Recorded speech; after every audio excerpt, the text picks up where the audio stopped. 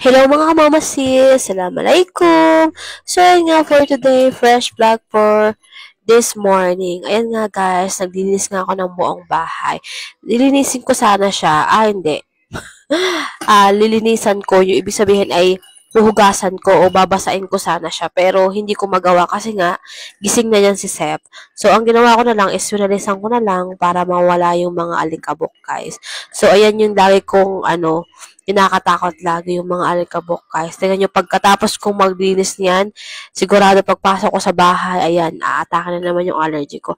Ayan guys, habang naglilinis nga ako is, maganda nga maglinis niya kasi umagang-umaga yan guys. Kasi pagkaalis ng amo ko, sinimulan ko na agad ang aking trabaho. So habang nanonood ng TV si Sep, ako naman naglinis sa labas. So kailangan ko siyang linisin lahat o walisin kasi nga puro ano na siya ng mga ibon, mga ipot-ipot na siya ng ibon. Kaya so, kailangan ko talagang linisin yan, guys. Kaya sabi nga nila, madali daw magtrabaho sa abroad. No, guys. Mga kamomisis, hindi madaling magtrabaho sa abroad. Sobrang hirap.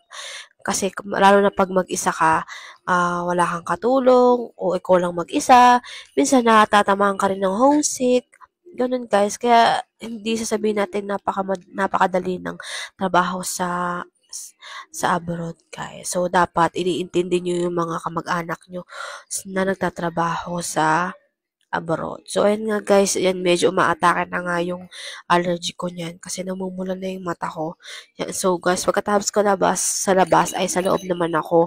So, inano ko yung kwarto ni Shama kasi sobrang gulo. Lagi na lang, araw-araw magulo ang kwarto ni Shama. Hindi ko na makikitang isang beses o isang araw na malinis yan, guys. So, yun nga, guys, laging malinis yan. Laging nililinis ko kasi nga, napakadumi.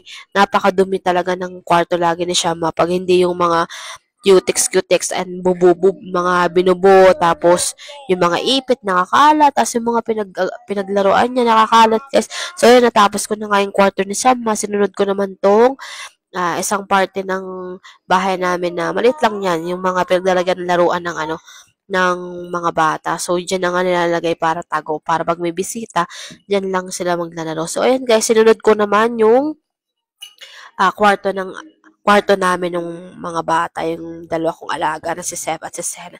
So, yun nga, dyan kami nakahiga ni Sep sa baba.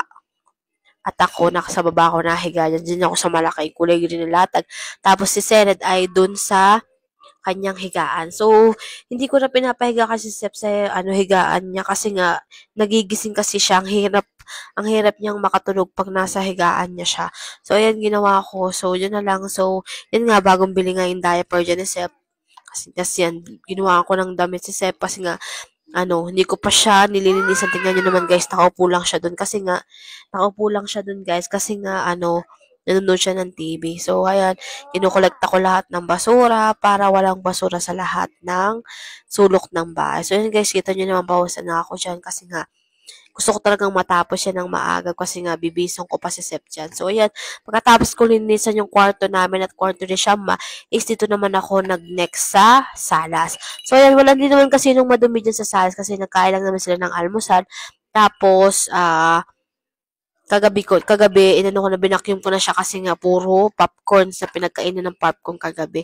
So, yan, malinis naman siya guys, hindi naman kailangan masyadong vacuum siya ng over na over. So, ayan guys. So, after nyan, pagkatapos dyan sa sala, dyan sa bandang yan, dun, next one naman dyan sa kusina kasi kailangan ko pang hugasan yung mga dapat kong hugasan kasi yung mga pinagkainan tsaka pinaglutuan ko kasi yung mga dadalhin sa school ng aking alaga. So, ayan guys, kita nyo naman si Seth dyan, oh, diba? Nakikilinis din sa akin, pero hindi, naiinis na talaga ako niyan, guys. Naiinis na ako mga kamomasis dyan na, likot-likot ni Seth. Sobrang likot. So, ayan, kinuha pa niya yung pang walis dyan, para lang makapaglikot siya.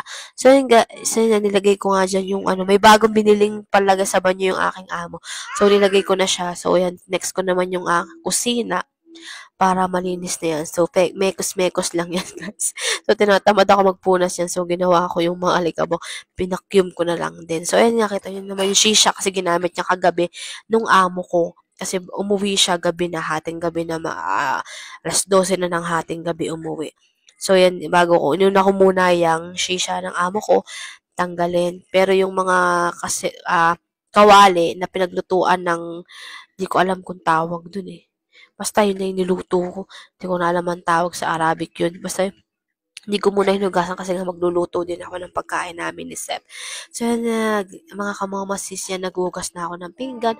So, mga kamamasis, hindi pa kasi tapos yan. Ako, very full na talaga yung aking phone. So, hindi ko alam kung ano yung mga full kasi full na rin ang application. Gusto ko na rin ng bagong cellphone. So, yun lang mga kamamasis. Bye-bye!